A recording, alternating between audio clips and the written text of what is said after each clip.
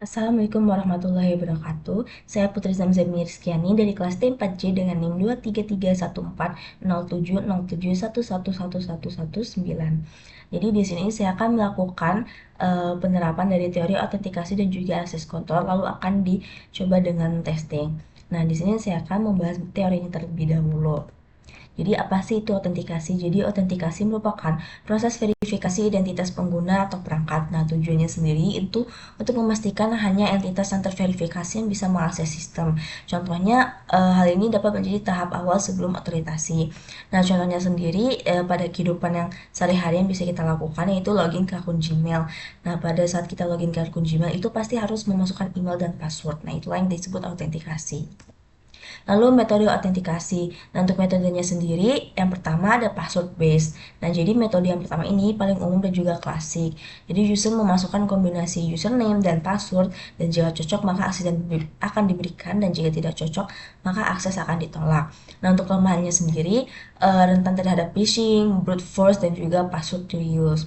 Nah, yang kedua terdapat multi-factor authentication. Jadi, metode ini menggunakan lebih dari satu metode autentikasi. Jadi, terdapat beberapa kombinasi. Yang pertama, something you know, seperti password dari usernya yang tahu.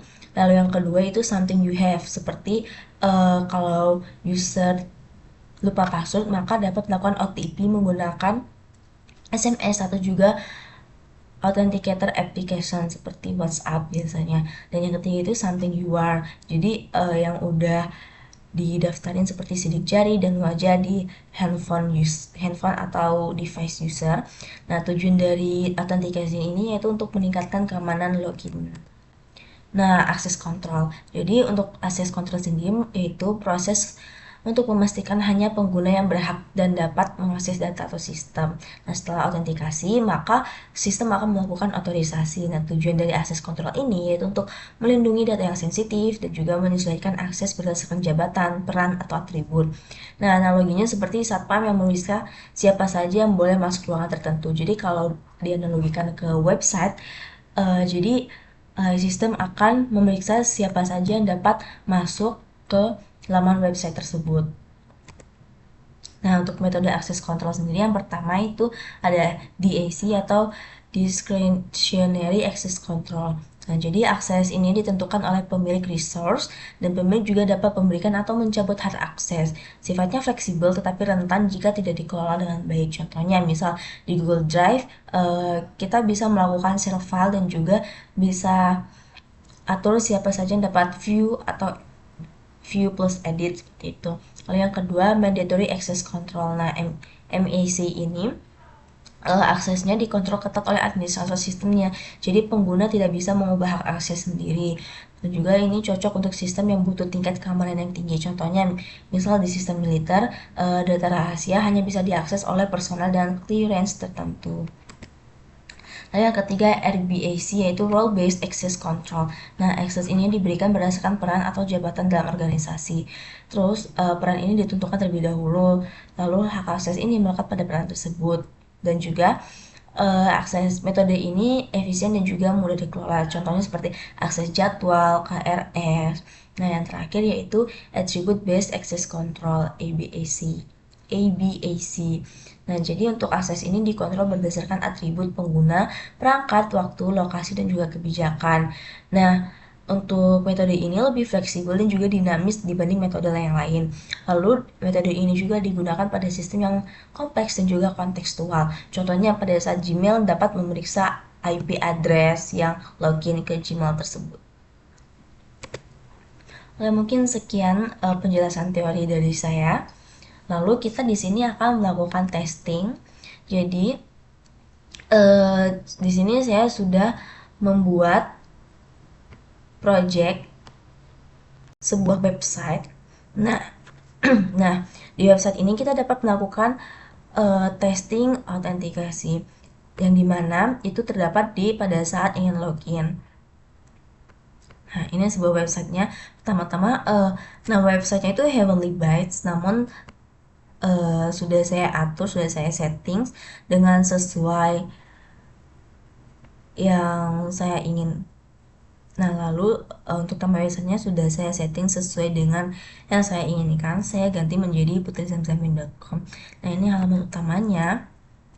Nah, jadi ketika user mengklik belanja sekarang, user dapat melihat beberapa menu, namun ketika ingin order, mereka harus login terlebih dahulu. Dapat juga dilakukan pada saat di sini masuk. Nah, disinilah contoh dari testing mengenai autentikasi. Nah, di sini kita coba membuat akun terlebih dahulu.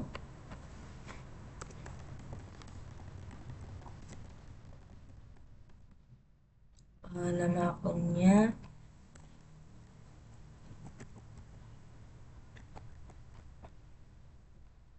kita masukkan kata sandi. Ini untuk kata sandinya saya masukin sesuai nama akun biar tidak lupa. Lalu daftar.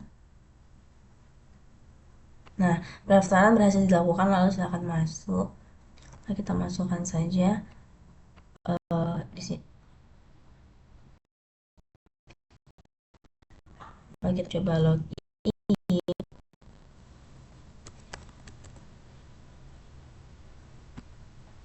Nah, ini berhasil login, berarti ini menunjukkan keberhasilannya ada autentikasi. Coba kita keluar dan kita login lagi dengan nama akun yang sama tapi password berbeda. Kita masukkan sembarangan password. Nah, maka akan dapat notifikasi password salah. Nah, untuk memastikan passwordnya aman, jadi pertama-tama kita buka di database-nya.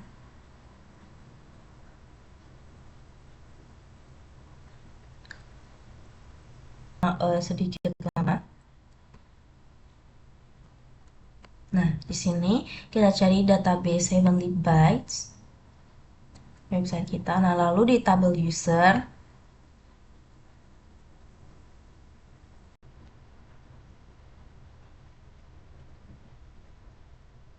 Nah, untuk di tabel user sendiri agar data keamanannya terjamin.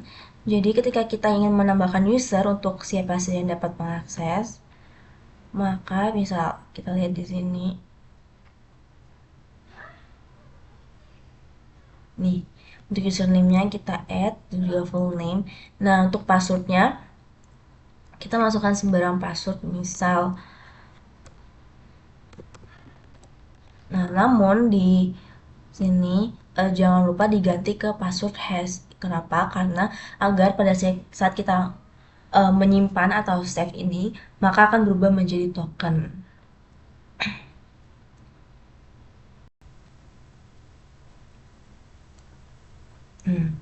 Ini contohnya yang diubah tadi. Ini passwordnya sudah menjadi hash seperti itu. Yang ini belum saya edit menjadi hash. Kita coba.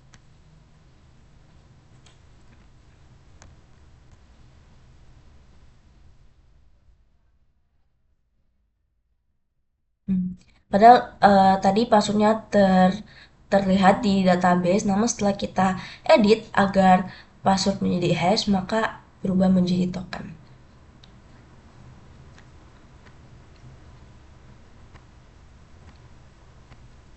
Nah, ketika user masuk, user dapat melihat beranda dan juga menu-menu, dan dapat juga menambahkan ke keranjang. Nih, maka akan langsung masuk ke keranjang ini dan dapat melakukan check out dengan memasukkan alamat lengkap dan juga memilih pembayaran. Misal.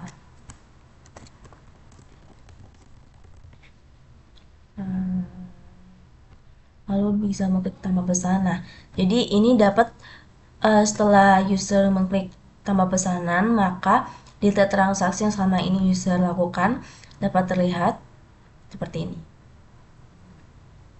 Dan ini untuk codingannya. Baik, mungkin itu saja video penjelasan autentikasi dan juga akses kontrol beserta dengan testingnya dari saya. Kurang lebih mohon maaf. Assalamualaikum warahmatullahi wabarakatuh.